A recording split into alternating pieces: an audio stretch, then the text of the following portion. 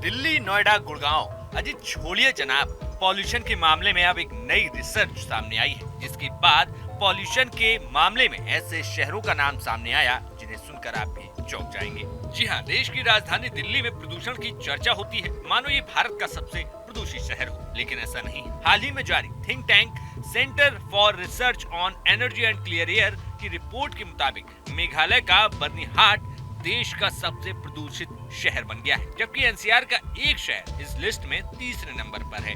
सीआरईए ने बुधवार को 227 प्रदूषित शहरों की एक लिस्ट जारी की। इस रिपोर्ट के मुताबिक मेघालय के बर्निहाट के बाद बिहार का बेगूसराय दूसरे और एनसीआर में शामिल उत्तर प्रदेश का ग्रेटर नोएडा तीसरे नंबर पर है। वहीं सर्दियों के दौरान लगातार प्रदूषित रहने वाला शहर दिल्ली इस लिस्ट में अब 8वें नंबर पर है। वहीं बर्निहाट के वकील आईसी छाक ने इस रिपोर्ट के सामने आने के बाद क्या कुछ कहा, वो आप सुन लीजिए। मोस्ट पोल्यूटेड सिटी में आ गया है बर्निहाट, लेकिन है ये कि वो जब तक संज्ञान में जानकारी में नहीं आएगी, कोर्ट अपनी मर्जी से कोई किसी को भी जानकारी नहीं तो कौन कहां तक करेगा।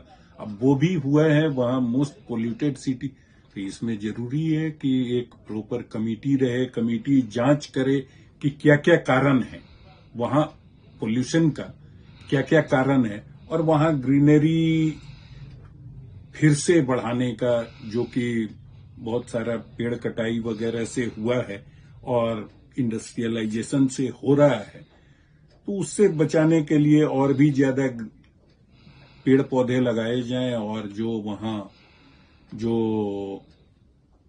पानी का सोर्स है और नदी है, तो नदी के दोनों तरफ जो ग्रीन फील्ड एरिया कहलाता है, तो उसको भी प्रोटेक्ट करने का काम करने पे ध्यान देना पड़ेगा सरकार को।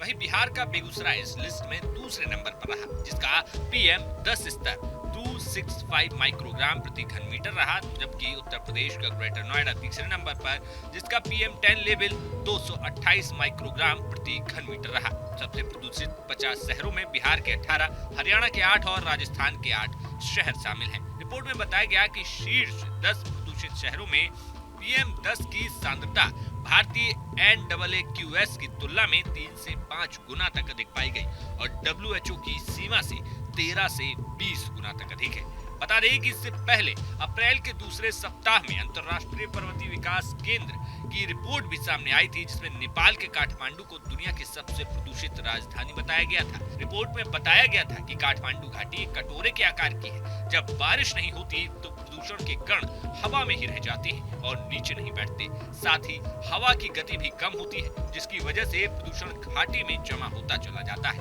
और मैदानी इलाके की तुलना में यहाँ पर प्रदूषित हवा को साफ करने में ज्यादा समय लगता है। फिलहाल इस रिसर्च पर आपका क्या कुछ कहना है, हमें कमेंट बॉक्स में जरूर बताइए। Bureau report, news nation. News nation अब व्हाट्सएप पर खबरों के ताजा अपडेट के लिए न्यूज नेशन के इस QR कोड को स्कैन करें।